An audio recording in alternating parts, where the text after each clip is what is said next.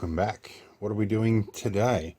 Well, we've got something interesting to do, and it's a virus related video.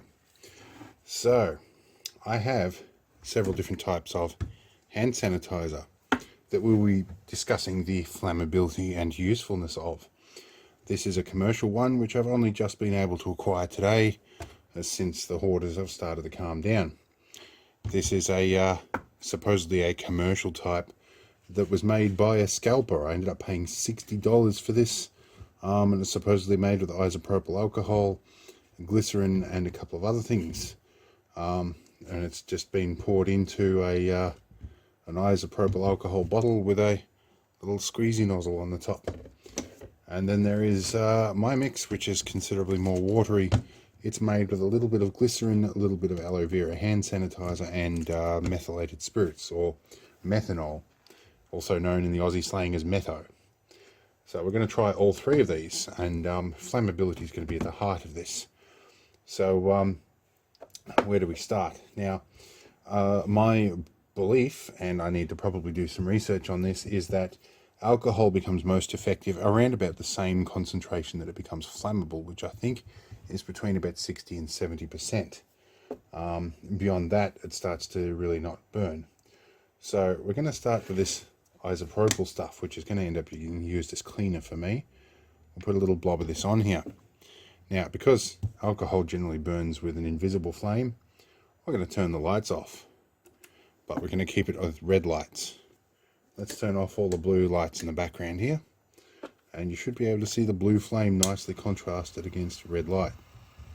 And we can see here there is a bit of flame, but it doesn't sustain it. So I suspect, and because there isn't any information provided with this, that it's probably not quite the ratio we expect. I know if we get it hot enough, it will pop out and have a little flame out. But I suspect it's below 60 or 70%.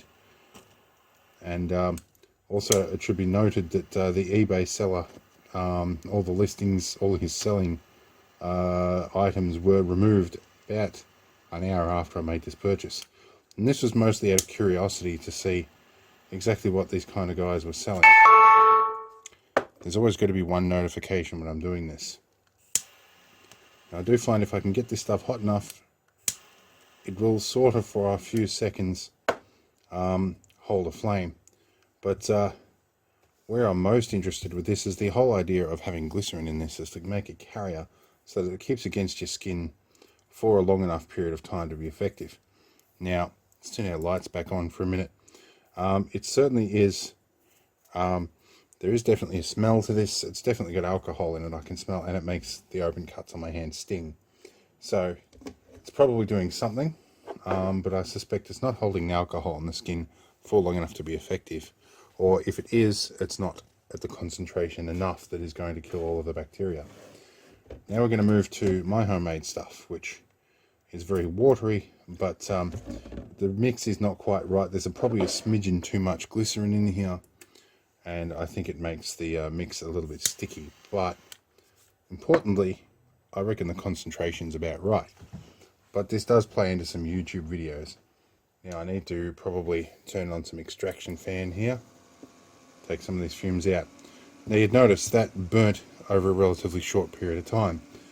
Probably means that mine is not holding the alcohol in solution long enough to actually get the full 30 seconds that we need for bacteria. So if we then go along to commercial stuff, which dries quite nicely without a sticky feeling, and it stays that way for about 30 seconds. We'll go fan out and we'll go red lights again.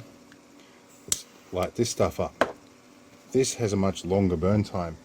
And this actually reminds me of a little pot of stuff I got given some years ago, which it was like a little tin of jellified alcohol, much like hand sanitizer. Had a ring you could sit on the top, and it really took the place of a hexi burner, like a military hexi burner. So yeah, we can see here that if I mix this around a bit with something nondescript, it will pick up a flame and carry it with it. And it doesn't go out all that easy, although I have a rag here for the next experiment, which you'll see.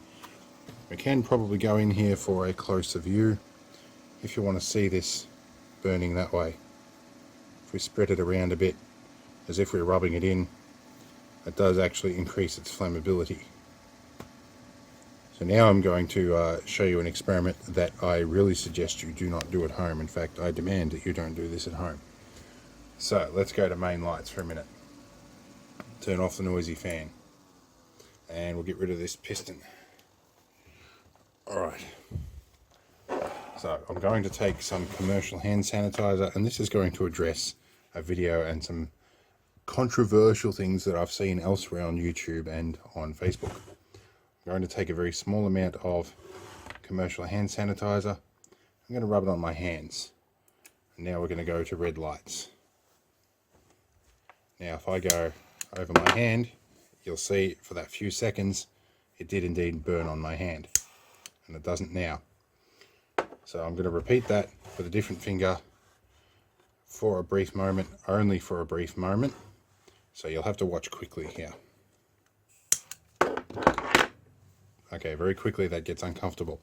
You can imagine if you rub that all over your hands, that would certainly catch fire. But I'm going to do something different here.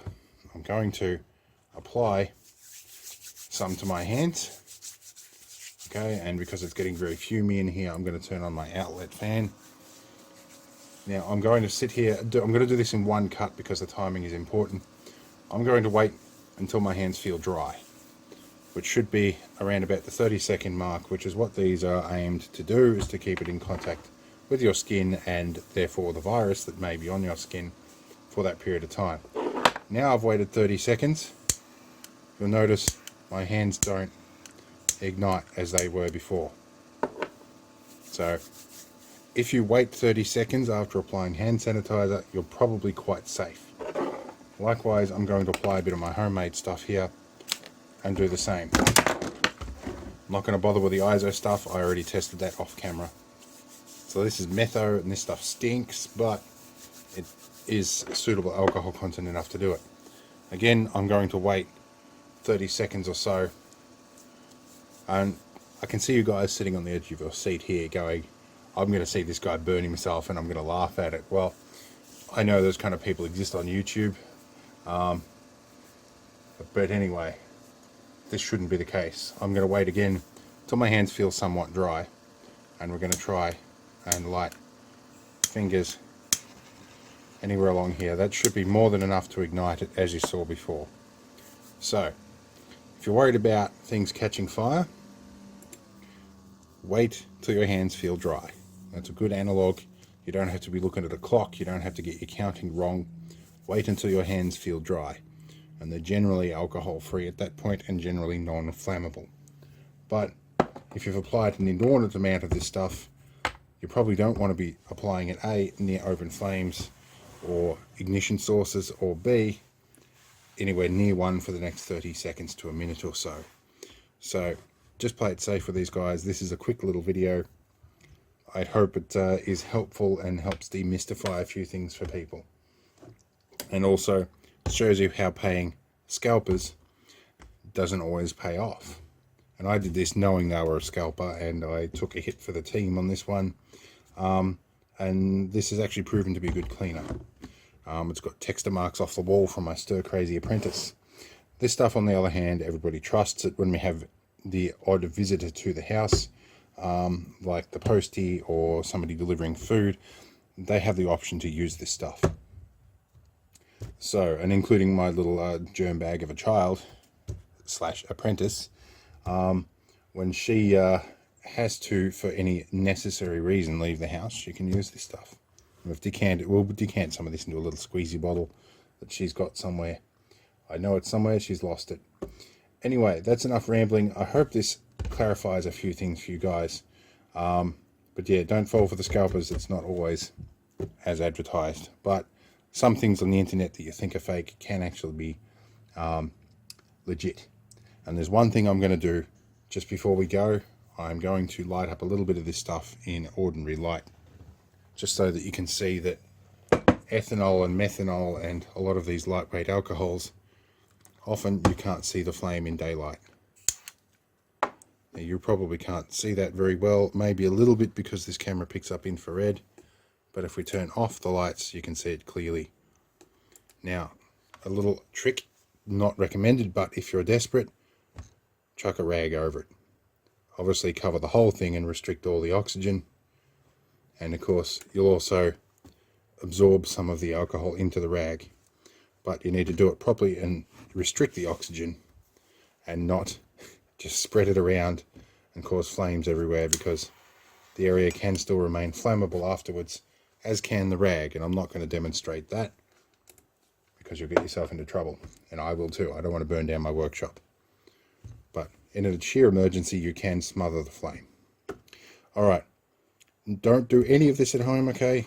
Don't repeat it. Don't light yourself on fire. Just don't, okay? I don't want to be responsible, and I will not be responsible.